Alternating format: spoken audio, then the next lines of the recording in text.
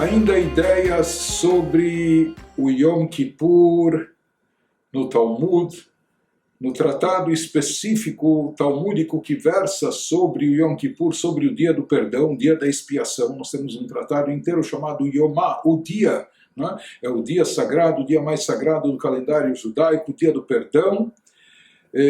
Nesse tratado Yomá 85b, dizem os nossos sábios algo que é muito importante saber. De fato, o dia de Yom Kippur, ele tem o poder de expiação, tem o poder de perdoar. Porém, esclarecem os nossos sábios que o perdão está vinculado e depende da tshuvá, do arrependimento da pessoa, do sentimento de remorso. Ou seja, a pessoa que pecou, que falhou, para poder pedir perdão e para poder ser desculpada, ela tem que expressar um arrependimento sincero, algo que diante de um tribunal humano não é possível.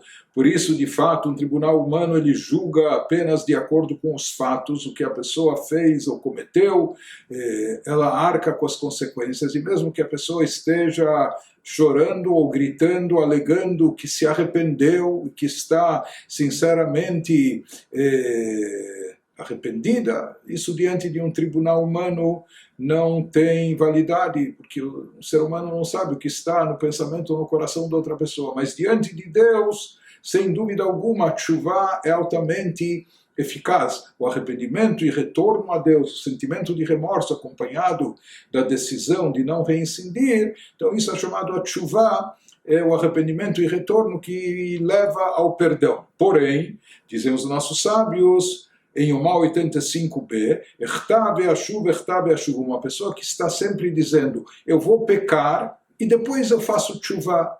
Eu vou cometer o pecado porque eu sei que depois existe sempre chance e possibilidade de retificação e conserto fazendo tshuvá. Então eu peco agora e depois eu vou me arrepender, depois eu vou retornar a Deus.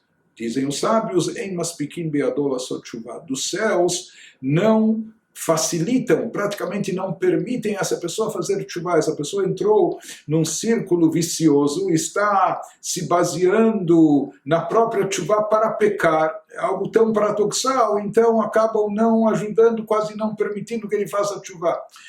Os nossos mestres dizem que a linguagem talmúdica aqui é precisa e exata. Os sábios dizem em maspikim, não dão para ele a possibilidade, não dão apoio para que ele faça tshuvá. Mas se a pessoa insistir, mesmo que ela se baseou numa premissa errada, achando que podia pecar e depois a tshuvá resolve, se a pessoa insistir e forçar, não há nenhum bloqueio que impeça ela de fazer tshuvá, mas não vai ser fácil. Alguém que está pecando, ele podia ter evitado de pecar, mas está pecando, se baseando e se apoiando na premissa da tshuvá, na possibilidade de se arrepender a posteriori, ele acaba não fazendo tshuvá. Da mesma maneira, uma pessoa que durante o ano todo ela faz a farra, a pessoa peca durante o ano todo despreocupada, dizendo não tem problema, ela vai pecar durante o ano e quando vai chegar o dia de Yom Kippur, ela vai rezar, vai jejuar, vai se arrepender, e o dia de Yom Kippur, o dia do perdão, vai trazer expiação para os seus pecados.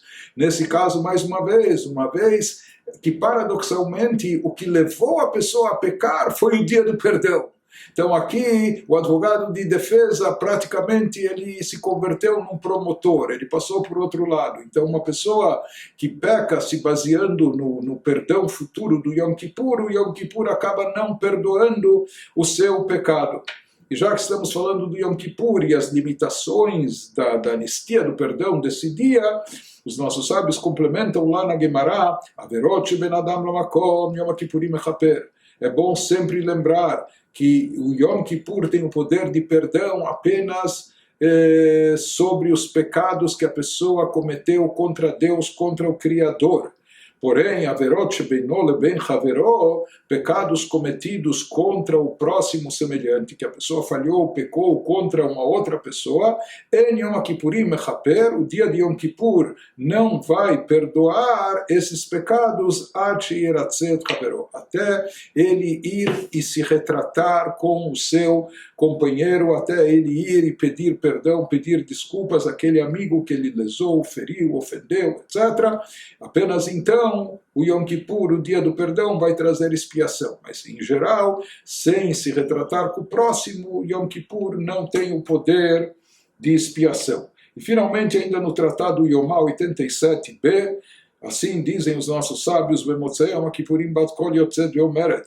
No término do Yom Kippur, na noite do término do Yom Kippur, após o jejum, após o dia de penitência, há uma voz celestial que se faz ouvir, e ela anuncia, Lech echol besimcha lachmecha, fazendo alusão a um versículo em Eclesiastes do rei Salomão, vá e coma com alegria o teu pão, vá fazer uma refeição farta, o sheter belev tov yenecha, e vá e beba de bom coração, de bom grado o teu vinho, que kvar ratzah Elokim et maasecha, porque Deus já aceitou as tuas preces, as tuas ações, a tua tshuvá, e seguramente os seus pecados foram perdoados e você teve uma expiação completa, portanto agora, terminado Yom Kippur, vá celebrar e comemorar.